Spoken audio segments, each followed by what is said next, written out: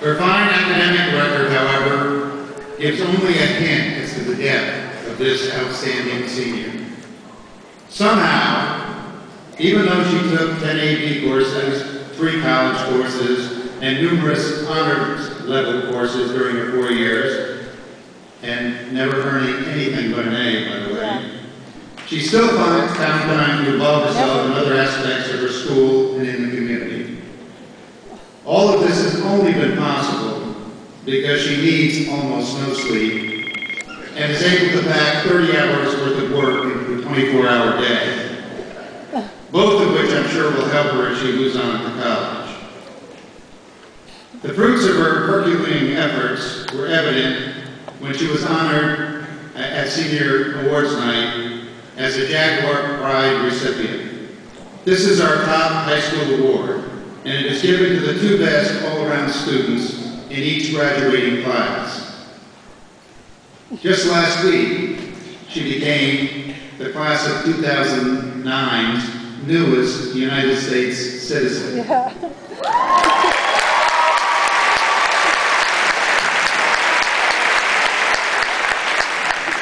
Then if that wasn't enough, on Tuesday evening of this week, she became only the 2nd charter high school student to receive the prestigious Silver Knight Award.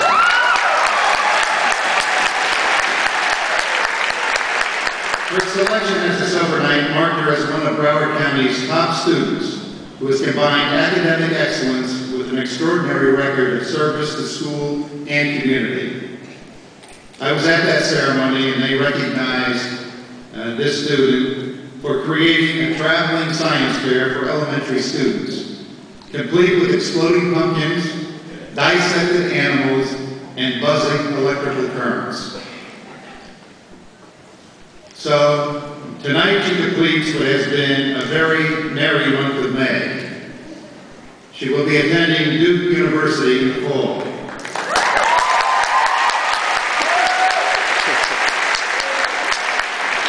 We will miss her especially because she is the last of 3 siblings to graduate from Pembroke Pines Charter High School. In fact, since our inception, there has always been at least one Dinamarco at PPCHS. We are proud to present to you the salutatorian of the class of 2009, Renata Dinamarco.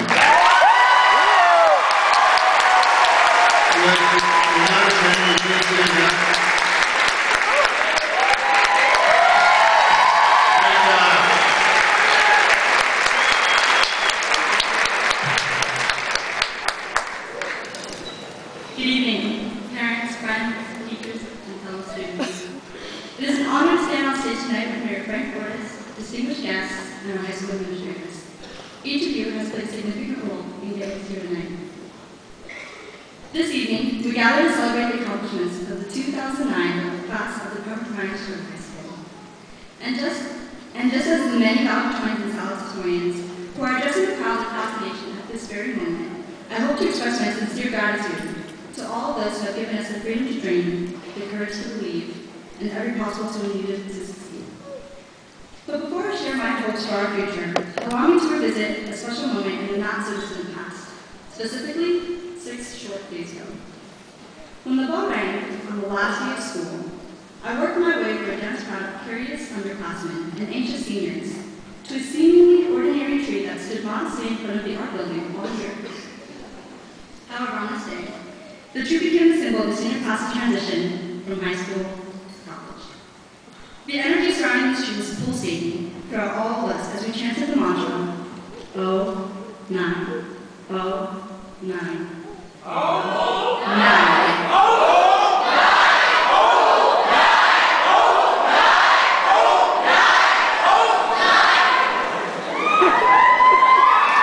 That one sung in unison became synchronous with the beating of my heart. As I looked around, silly string and confetti soared into my frame of view. The scene played out almost in slow motion. I noted how past the crying seniors maximum,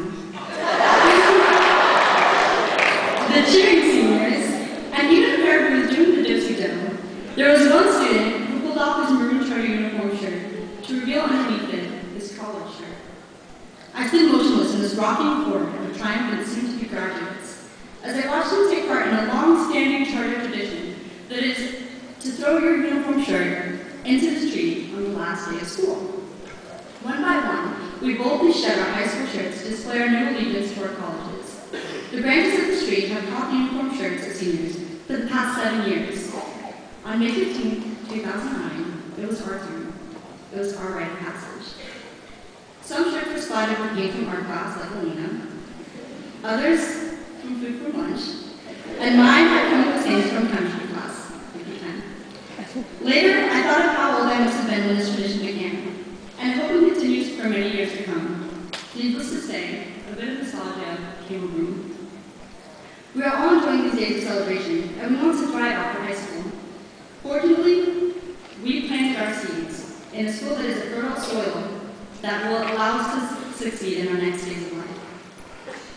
Many of us have worn a charter school uniform since we were in 2nd grade. And while we were busy growing up, that painful tree has been patiently waiting for us, for the day for us to adorn its branches. While we frolicked on the playground in elementary school, it patiently waited for us. While we experienced our first crushes in middle school, it patiently waited for us. And while we sat through a grueling 3-hour SAT exam, it still patiently waited for us. Now it will be there. Will it be there? The class of 2010, 11, and 12? That we do not know, for it holds no promises. Can it, will it withstand the treacherous winds of our Category 5 hurricane? No one knows for sure. But one thing I am certain of. The unity, education, and moral upbringing of the charter family will enable us to weather and withstand any experience, any Category 5 experience, like we bring our way. And as we travel through life, let's remember a few basic principles that this tree has taught us. I hope that no matter how tall we get, we can still remain rooted in our foundations, our family and friends, and all the things that matter in life. And as we grow, I hope that we may not only grow tall, but wide, so that we provide shelter for those who need shade. I hope that we bear and bring forth many fruits of inspiration that help others sprout and flourish to be just as majestic. I hope we are not lonely trees standing in barren deserts, but rather trees that stand in lush forests for prosperity and cooperation. And finally, I hope that we can be the element of positive change for others, the way this tree has been for us. Let's hope that 10 years from now, when we revisit Charter's hallways at our 10-year reunion, we will exit M Building and see the tree, our tree. Strong, mature, and dignified, representative of the adults we have become. I congratulate every one of you for coming this far. And before I go, I would like to mention a few of my own thank yous. Ms. Coco, thanks for opening the parking lot gate for me, coming to school late almost every day.